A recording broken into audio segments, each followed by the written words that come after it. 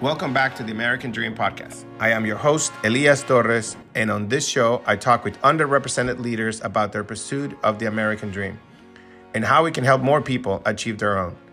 The American dream looks a little different for everyone, and for our guest today, it looked like having palm trees in his backyard. Now, there are palm trees everywhere he lives. I hope you enjoyed this episode with Guillermo Diaz Jr., founder and CEO of Conectado Incorporated, an organization he built to create change at scale. We talk about Guillermo's early days in Colorado and how he became the CIO of Cisco and why he left his C-suite positions to start Conectado. Welcome, Guillermo, to the show. Bienvenido. Thanks for having me. So what is this? What I see? You should see my out my window. It's just a whole bunch of snow. Yeah. I see palm trees behind you. Where I'm are in you? San Diego. I mean, that's as cold as you're gonna get here. It's a cold 71 degrees here in San Diego. My other house is in Maui, so that's about 81 degrees over there. So, one of the things, I grew up in Colorado. I think I may have told you, but and I always said growing up is the one thing that I never have been around is palm trees.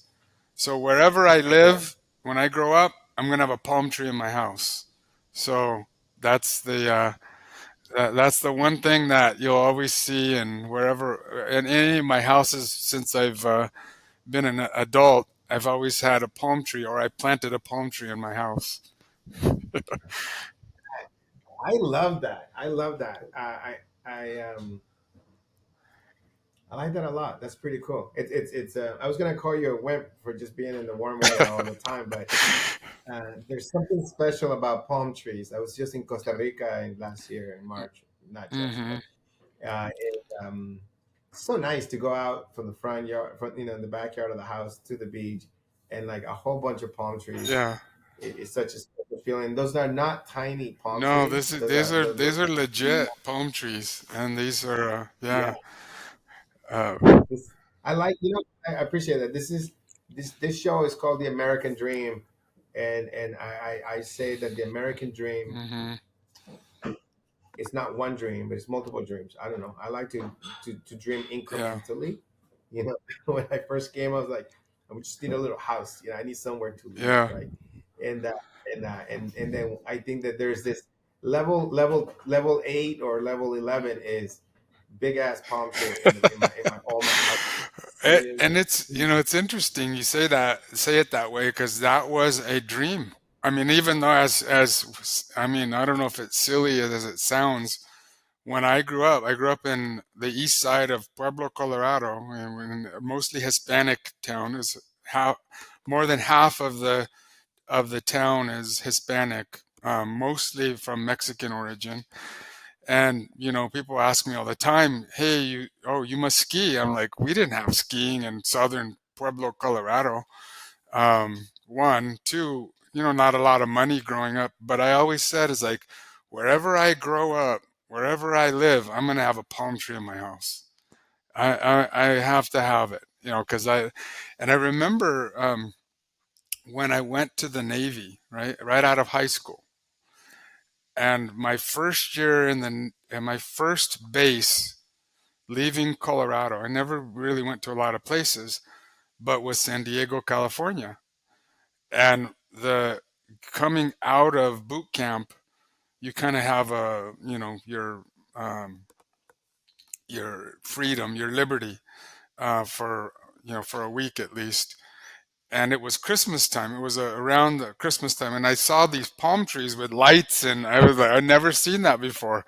And I said, for sure, I'm gonna have these palm trees in my house. Yeah, I love that. It's not about the size of the house. It's not about that. But the palm tree means a yeah. lot, right? It means weather. It means location. It means For me, it meant a that dream, that like you said, American dream, right?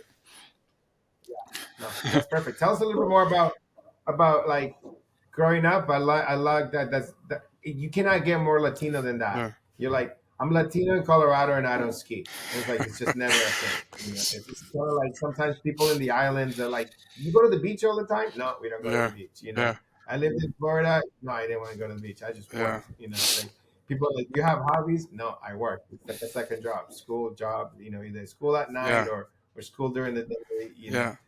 Tell me a little bit about growing up. What was it like? Tell us your Mm-hmm. journey and like where did you started finding your path? Yeah. So I was born and raised in Pueblo, Colorado. My dad was an immigrant from Mexico City.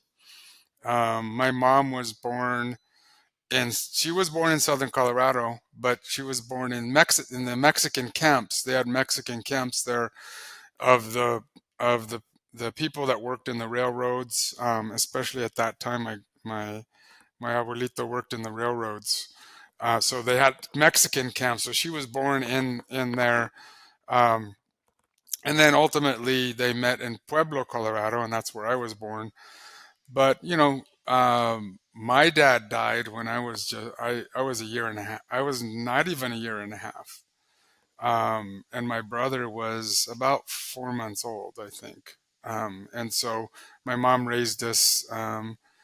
And she ultimately remarried, so I had a stepdad who was my dad. But just growing up, we didn't have a lot of money. We were a relative back then. But what I did know is that I was going to get a college degree. That was the one thing that I knew that I was going to do. How, I have no idea. So my mom and we looked around, and it's like, I don't know how we're going to do this. So I said, "Look, I'm going to go to the military." So I was 17 when I signed up to the U.S. Navy, and I went to, um, I signed up with this job called telecommunications, and it was a technology job. I had done, in high school, I'd done electronics, so I really liked that. But I had no idea that that was going to be a really, you know, piece of my career. And so I went to the Navy, went through boot camp, and then I ended up in this school, in the electronics school, going through that, and then working as a telecommunications specialist. And I did that for 4 years to get money to go to school. So when I got out of the Navy is when I really started college. I didn't really start until I was 21 years old, 22 almost. And I started in community college because that's all I could afford at the time. And then ultimately got my bachelor's degree. So that's sort of the early part of my journey, and that whole technology, telecommunications foundation. And then the other thing was, in Pueblo, most of my friends look like us, right? I mean, this is how we rolled. But in the You mean good yeah, looking, so handsome, great? exactly. Oh, And but most of the people I knew in the Navy didn't, right? 80% were other. So I had to learn how to right. deal with other cultures, other people, um, and I think those two things with technology and, I guess, diversity and connecting with other cultures were really the foundation for the rest of my career, right? The whole concept of going to school is a controversial Hmm. topic. I mean, I don't know. I kind of flip sides all the time on it Hmm. um, because I think that. What do you think? Is it required for what you did?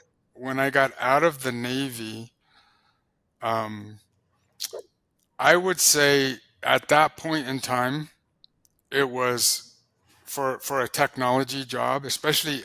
By the way, when I got out of the Navy, I was in Silicon Valley. I was in Alameda, California. So luckily, I think that's serendipity. I was a technology guy in a technology area in the world, right? And so, but I think at that point in time, it was like, you know, yeah, you kind of need a degree, even though I didn't have one. So somebody took a Yeah. chance on me, and I kind of went in and sold my way into the tech job, and then I grew into it. But I think at that point in time, it was a requirement. If I look back, and we can get into what I'm doing now with Conectado, is we're doing alternate pathways, which is, yeah, we want you to, we're not discouraging you from having a degree, Yeah. but we also are like, we're doing boot camps. We're doing boot camps around AI and bioinformatics and those types of things that are more micro certifications, or more things that Yeah. are related to real world shit that you are working on today, right? So So, I think today I would say I'm a little bit, I'm always going to say, get your education. I'm always going to say that. Is it required? I'm on the fence. From a college degree, I think it's I think it's and. I think you should have a college degree, and you should make sure that you're learning these real world um, technologies, these real world challenges, because those are the things yeah. that are going to help you accelerate, right? Yeah, I couldn't agree more. I mean, I think if I wanted to be controversial, but I would say no degree. Mm-hmm. But the reality that really depends on the context, right? It depends on I I should practice, spend more time on this, but I've convinced many people that work for me during school to drop out of Mm-hmm. school because they were already so good they were not going to learn Yeah. anything new, right? But that is at a high level. It's an upper echelon of engineers that were studying computer science, but they were already quite capable enough and knew enough that they didn't need to finish. I've done that many times, but I don't encourage everyone to do Mm-hmm. that, right? I mean, I think there's some people I'm like, no, you know what? Just spend a couple more years. I think the Latino population is so large, right? That Latino, Black, that we're not saying to Latinos, don't get a CS degree Yeah. and just jump into the world. But we're talking about in general education, Mm-hmm. right? It's like how can you get into the business world? How could you get into better jobs, right? And I think that there's as much to do with hustling and networking and Yeah. connections, being connected, than in micro certifications or training, Mm-hmm. small trainings, small apprenticeships, Mm-hmm. that you will do much better than just a degree, Yeah. because schools don't teach us much. But I think there's something to it where it's like, to some people, it's a milestone. It's something that shows your Yeah. focus and the ability to say like, okay, I'm gonna get this done.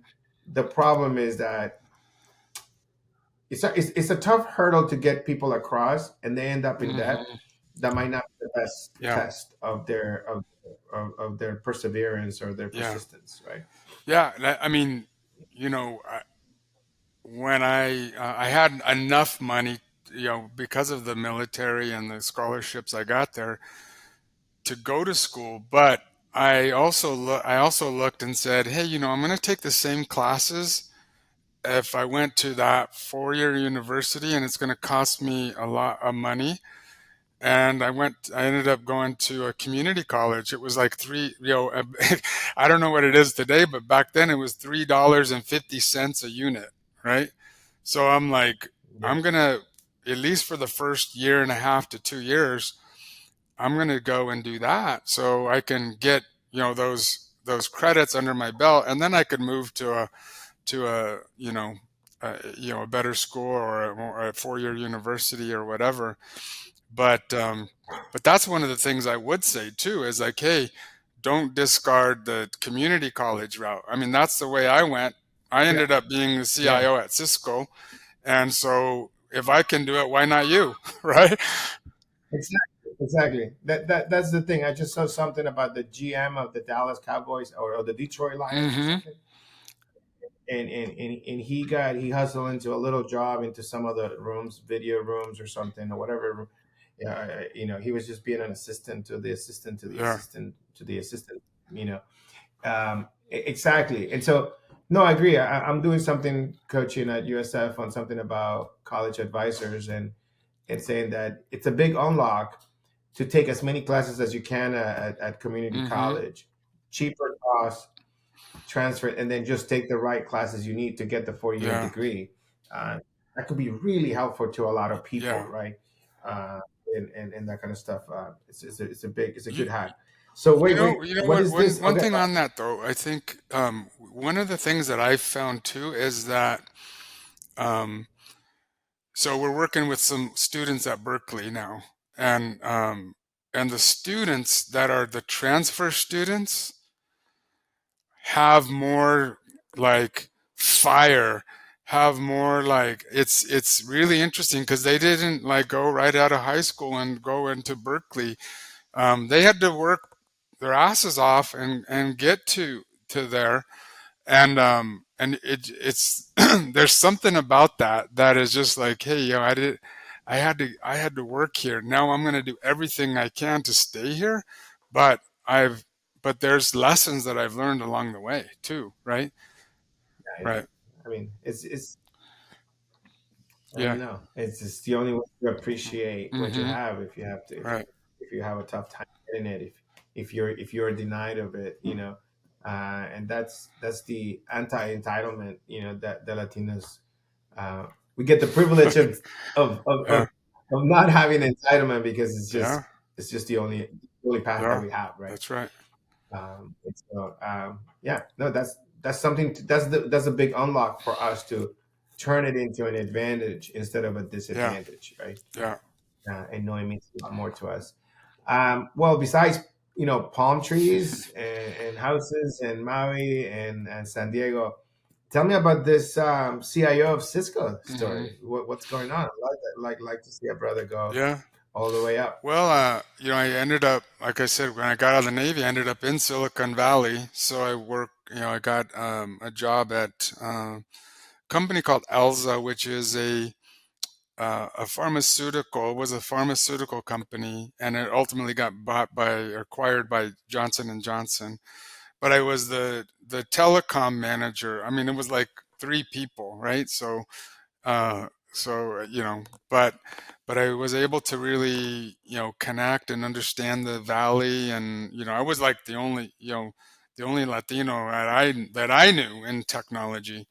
Um, but then I got recruited by a company called Silicon Graphics, SGI, which is kind of like the Nvidia meets Pixar of those days, right? And and it was a cool place to be. But I kind of grew through the ranks in technology, IT, and then worked very closely with Cisco. Cisco was our partner to build out the network, and then I in '99 I got recruited by Cisco in 1999, and I went in as a senior manager. So back then it was like, oh man, I'm a senior manager at Cisco. But then just growing through the ranks is like I went in, I was running the infrastructure, the network, the built out. The At that point in time, we were starting off on this thing called electronic commerce, and e-commerce was. I remember at Cisco, it was two servers, and they were running. I think we got up to $1 billion in transactions, and at best you had one server running at one time because they were failing over to each other all the time. But we re-architected that, and we were, Cisco was, people a lot of people don't know this, but Cisco was probably one of the OGs of electronic commerce, because that's how we had Yeah, to run our business, and we built a partner network, um, and building out that infrastructure, building out the architecture for e-commerce, and then that grew from $1 billion into $10 billion, and then we had to re-architect it yeah, again and build it out again, and that turned into $20 billion, and then that turned into 30 and 40, and but along the way, I you know I still remember this. In around 2005, I was a senior director, and someone told me, "Hey, you're the infrastructure guy. You're known as the network guy. you should go to the business side and you should learn the applications. And I'm like, why would I do that? I can see everything from this side, right? And I work with all the BUs, I work with everyone. And finally, they convinced me. It's like, no, go take this job. We really need you to do it because there's a big problem over there, and we think you could do it. So I went to work on the application side in in the services business of Cisco, and I learned something um, that I say IDKS, that I didn't know shit when I went to the application side. I thought I knew what they knew, but I didn't really understand their perspective.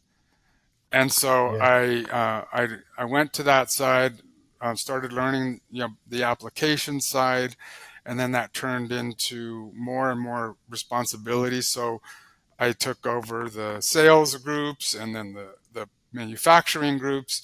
So probably by 2010, I had done almost every job in IT in the technology side, and and then there was and then they made me responsible for all of the applications and all of the architecture, and I had already done the infrastructure side. So when it was time to kind of change guard from the CEO level, we had a CEO named John Chambers, and then that he's he got replaced by Chuck Robbins, and then the next, sort of like the chess pieces started moving, and they said, we need to look at the CIO role, and and I still remember this. I did an interview for the job. I guess I was already interviewing for the job, and they called me up and said, "Hey, are you ready?" John Chambers and Rebecca Jacoby, who was the CIO that moved to COO, she said, are you ready?" And I'm like, Wow. "Are you?" I had a good relationship. "Are you ready?" "Gee, are you ready?" "I'm ready." They said, "Okay, well, then we're ready to tell you that you're the CIO at Cisco." And it was like, that was like a moment. I mean, I don't know. It's like the kid that grows up in the Bronx that ends up pitching for the New York Yankees. Yeah.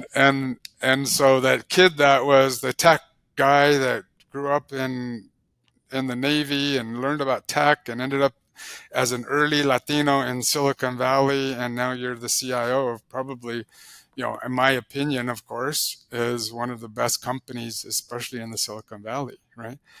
And Absolutely. so that's how that, just learning, not just, I thought I knew the one job that was going to help me get there, but it wasn't. It was probably gonna keep me at a certain level, maybe VP. Maybe I would get to senior VP level, but I wouldn't Yeah. get the the CIO level job.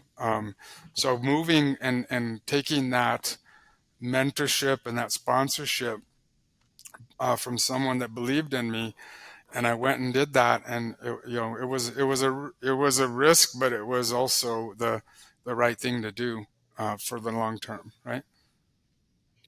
No, I think it's congratulations. I get the goosebumps when I like that call. Right, you're ready. Right, and it's a beautiful thing, right? When, especially for a Latino, that you put in the work, you went through the ranks, meritocracy, right? They recognize you, they didn't discriminate you, and John calls you before leaving, right?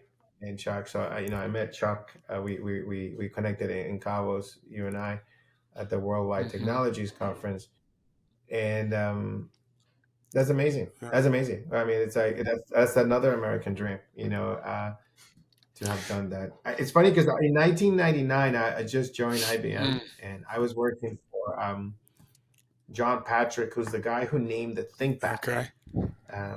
So he was the VP of Internet Technologies at Mm, IBM. So I was doing all the things. We had the IBM.com website, Yeah. we had instant messaging, and I was his assistant. He had like he would take tutelage, mentorship of like an engineer. So he took me under his wing, and he didn't take me to too many places because he got busy. But the dream of the beginning is like, Elias, I just Yeah. started, and they say you're his next tech assistant Yeah. type of thing, but you will go with him on Yeah. trips, you know, and Well, that's, you and learn, and yeah, part of it, I think, is when you did that, you also built a relationship that is like, it's not just about yeah, the work, it's about the yeah, relationship, and now it's like, hey, I got your back and you got my back. It's the And I call it the ships. I'm a Navy guy, so I call it the ships, right? The sponsorships, the yeah. relationships Oh, that turn into scholarships or internships or apprenticeships, right? Partnerships, right? partnerships. And I like that. I like that. That's so cool. But the story is I was in Chicago, and he went to spoke at a conference where John okay, Chambers, and that was one of my first like a little like what is it called, start, like star eyes. Like I had this like yeah, star yeah, and I'm like, oh, I'm like the assistant. I would be like, because I would make his presentation using Lotus oh Notes. This is gosh, before. yeah, And so like I would make it with custom oh HTML. wow, And so like because he was talking about the internet, and his pitch was only 1% of the world's population is on the right, internet at right, this time. So and John was talking about obviously yeah, networking and routers and e-commerce. IBM had that e-commerce push too, right? And so those were the yeah, days. And then John spoke, and I was backstage, and John walked by, you know, and I was like, wow, like oh this is yeah, CEO of Cisco. yeah. I And mean, I those, was like 22 or yeah, something, you know. yeah, wow. That's and I think you see that and you get, it's like they didn't look like us, right?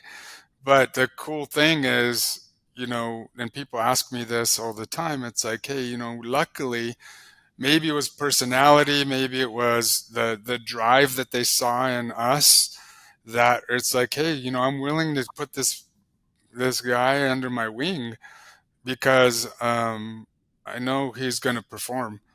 Because the thing I Yeah, tell about sponsorships is, don't make no mistake, is like when somebody sponsors you, they're putting their badge on the line for you, their name on the line for yeah. you. And if you don't deliver, then it's not going to look good for them either. So the The thing that people don't realize is that how rare is to find the person that delivers, Mhm, right? That follows mhm, through.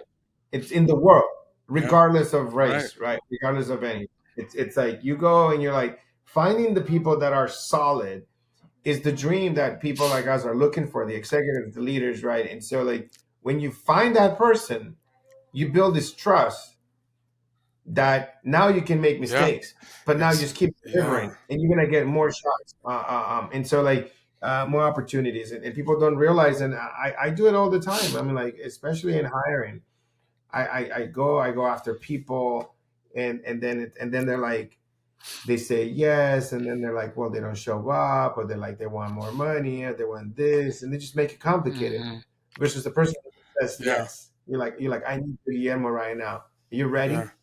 Are you ready?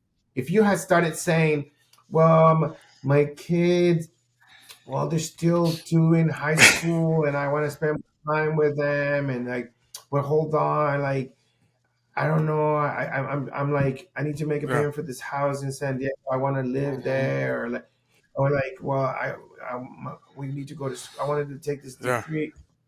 Are you yeah. You ready? better What's be, the yeah, answer? exactly. There's only one Yeah, answer. there's only one answer. And for me, I Yeah. remember that day. I was like, "Are you ready?" And luckily, I had, to your point, I had built that cushion with them to go, "Are you ready? Right? You're ready for Yeah, me, yeah, yeah. right?" You ready?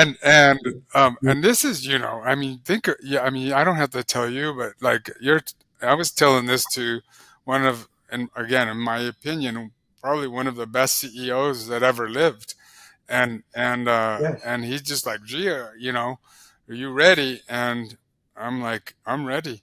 And that's when, I didn't know exactly, I kind of knew, but I didn't know exactly what words were going to come next. And they're just like, you're putting our badge on the line for you.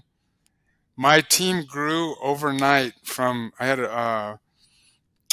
about 500 people on my team at that time, and it grew. The technology team at Cisco was almost 7,500 people, and so Jeez.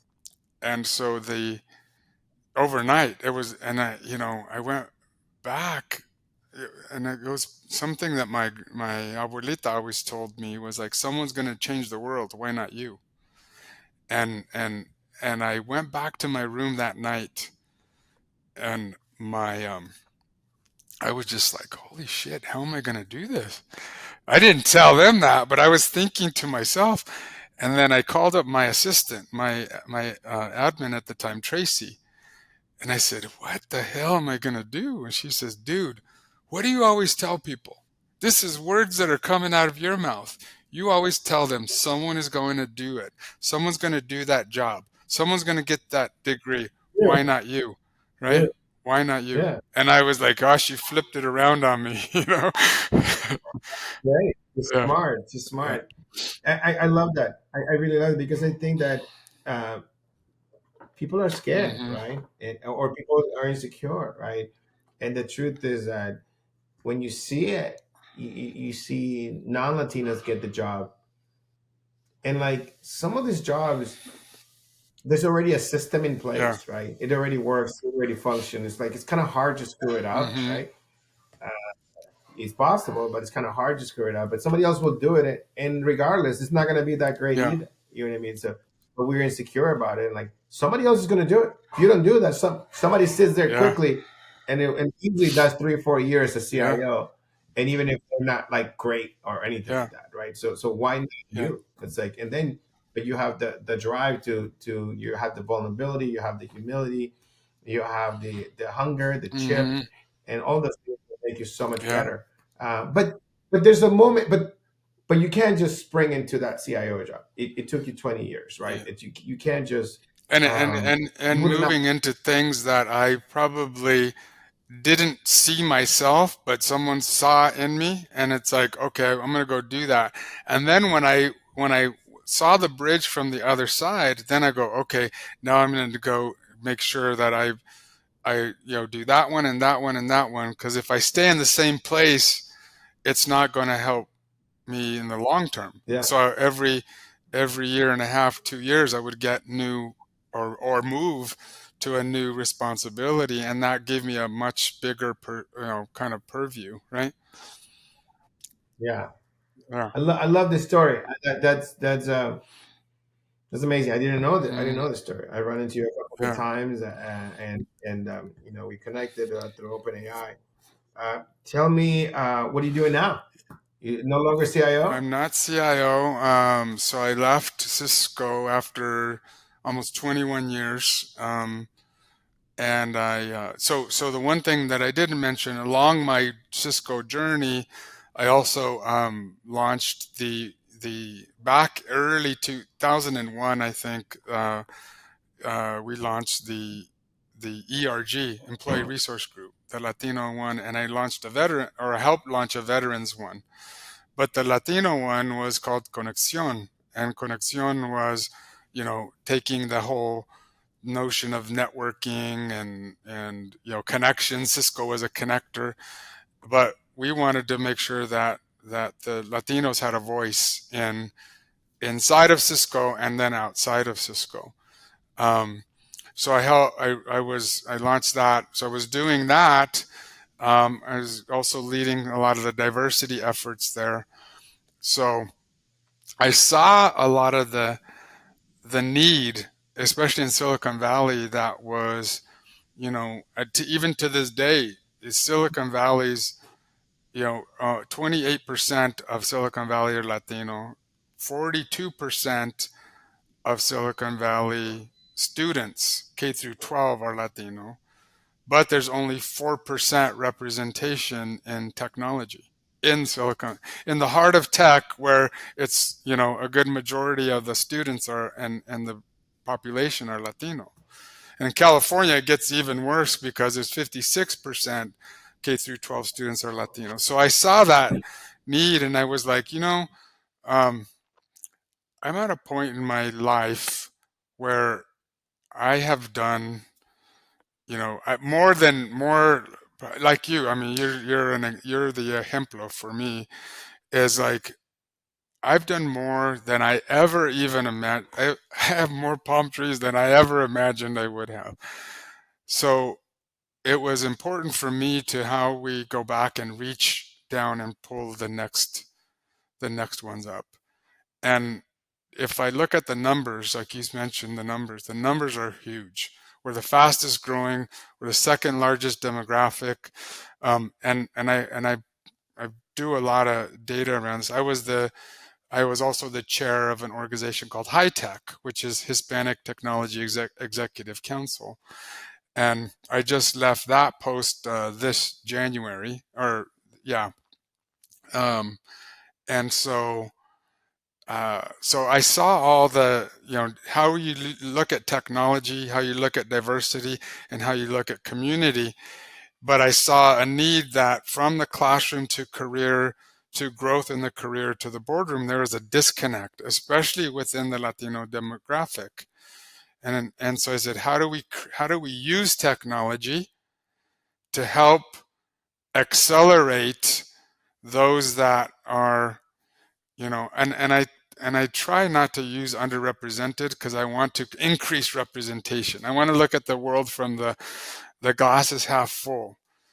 And how do we use technology, especially the technology that the current the current students are using today, which is they're social, they're gaming, they're streaming, and so I decided to take that and the fact that I had resources and go off and create a company that would help bring up the millions, not just the hundreds or the thousands.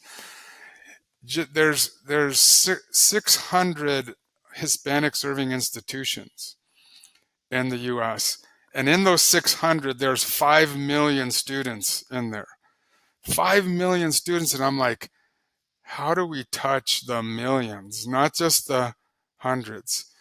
And the only way we're going to be able to do that is, as you have learned, is the use of technology and to use it to scale and to be able to connect you from the classroom to career, to growth, and to the boardroom. And I called it Conectado. How do we build an ecosystem that would connect you, especially for the first phase from classroom to career? And so we've built and we're now starting to launch the ships, a gaming metaverse experience where students, and I'll tell you right now about it in a second, but where students can come in and start navigating their journey from where they're at, using this notion that yes, they're students from the schools, but we're also providing them with micro certifications. And one of the micro certifications that we started with since COVID, because the medical industry is challenged with the talent in the next decade. So we partnered with Stanford School of Medicine. They came to us actually, and they said we're thinking about this bioinformatics bootcamp, which takes the intersection of tech, computer science, data science, and medicine. And we want to start exposing that to high school students as early as high school. And we think you have access to that community, especially the Latino community. And I said, well, we're building this platform, and what if we exposed your modules inside of Conectado? So now what happens is the student would come in to Conectado, and there's this area called Campus Connect in the space. And in Campus Connect, they go into the Stanford Data Ocean where they get the bioinformatics modules. And the first set of modules are around basics of coding. And you're like, well, it's medicine, but Stanford, wants people to understand is like, no, you need to understand the basics of tech. So the basics of coding, so they get to see, not go in detail, but Pythons, R, and Pandas is their first set of modules. Then they go, okay, but how does that code get transmitted? It gets transmitted through this thing called a network or a cloud. So there's a fundamentals of cloud computing. And then it's like, okay, so how does that then get to, because ultimately I want to get information about the human body. It gets, now we go through what is the foundation of wearables. How does that wearable then connect to the information in your body? So there's where really Stanford School of Medicine takes off, DNA, genomes, all that stuff. So they get to see that roadmap from foundational tech all the way through a functional skill set that will ultimately give them so these students, even high school students, walk out with a bioinformatics credential from Stanford University, right? And so that's something that we're doing right now. In fact, we're on our second cohort of that, and they'll be graduating at the end of January. Wow. This is unbelievable. I am so glad, and thank you for coming on the show to tell me about this.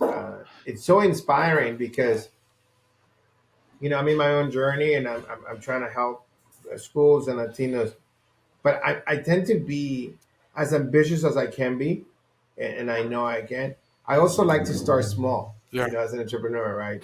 And so I'm like, for example, I'm trying to focus on USF right now, and saying like, how can I help the school I went to? It's a big Latino school, so it's one of the largest schools for Latinos in the United States. Is the largest. I think it's like about almost 25%, and it's 60,000 people in the school, right? And so, but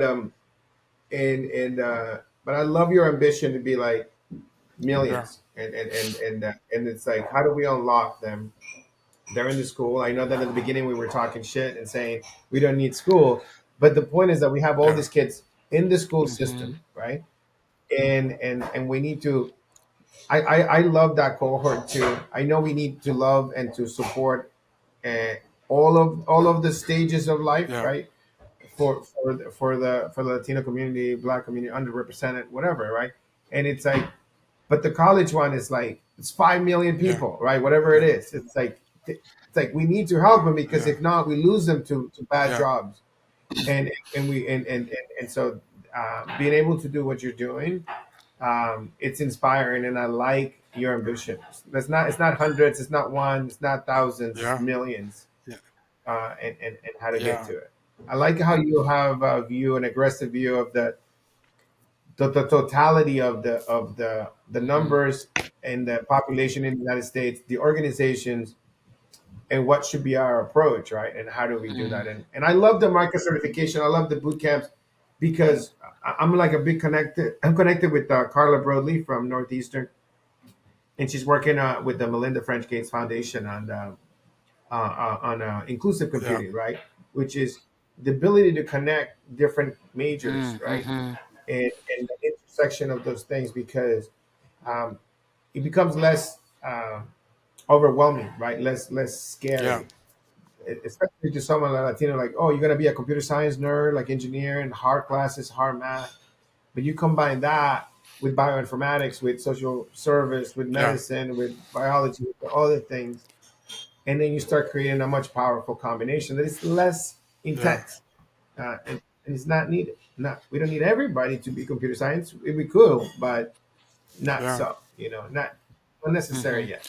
And it's what will be, so you'll start to see at the end of January, I mean, they get these certifications, so they'll start putting them out on LinkedIn and stuff like that. the stories that those that are going through it have are just like, they didn't come from, they're just like us. They didn't come from, hey, somebody give me it on a silver platter. They all are like, they're all looking for that opening, that opportunity. And I think that was the notion of Conectado, is how do you accelerate access to opportunities? And I know we're running out of time, but I really wanted to stress this point, is also how do we build the pipeline? So Conectado, there's big aspects of it that are being built by the students. So we have partnerships with the UC Berkeley. So the UC Berkeley students, the ones I mentioned earlier, not the ones that, the ones that actually went to community college and they're transfer students, they're actually building the modules that we're teaching for career readiness. The student, we have something called an AI backpack, kind of like a digital wallet where people put their credentials in. And so it also helps them navigate and then go to you, someone like yourself, and say, hey, look at my backpack. It's full of all these things. And you're looking at it going, Stanford Bioinformatics, career readiness, da, da, da, da, da, da, da. And you're like, shit, I want this person on my team. And it's there. It's now in digital format. But the way that backpack was built was by, we have a partnership with UC Merced, which is 60% Latino at UC Merced. And the students there built they architected it, they thought it through, they built the backpack. So so we're actually showing, it's like, no, it's like, these are the kids that know that they didn't even think they could do it. Now they're doing it. They're building something that everyone could use, someone like them. So they're kind of like citizen development, right?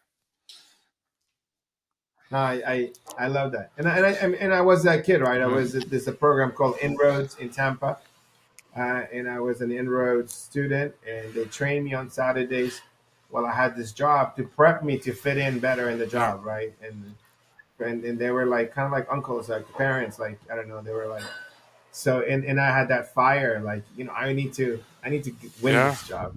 Well, Guillermo, thank you so much. It's good to hear your story, share it. We want to share it in the podcast, share it to your network, and it's inspiring, right, to see what a Latino can do that they didn't learn to ski in Colorado. Yeah, that's the one thing I didn't know that do that. Yeah.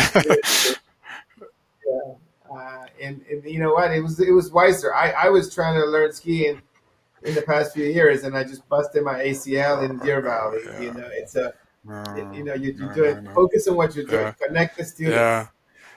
No. So you too, man. You too. Your Yeah. story is like beyond amazing, and I just want to give so much credit to you, and to even have this an American Dream podcast, and to share your story, and I'm just proud to be in the boat with you, in the ship, the ship. The ship. It's all about the ships. I wish I would have been in the Navy so it could be cooler. But like, what do you know about ships? Like, actually, I never had a ship. Yeah. But I love that. We'll be in touch. Thank you so much for joining us, and we'll share the podcast to our audience. All right. Good to talk to you. Thank you for listening to the American Dream podcast. Make sure to subscribe so you never miss a new episode, and share the episode with your friends. Our work isn't done until everyone has equal access to their dreams.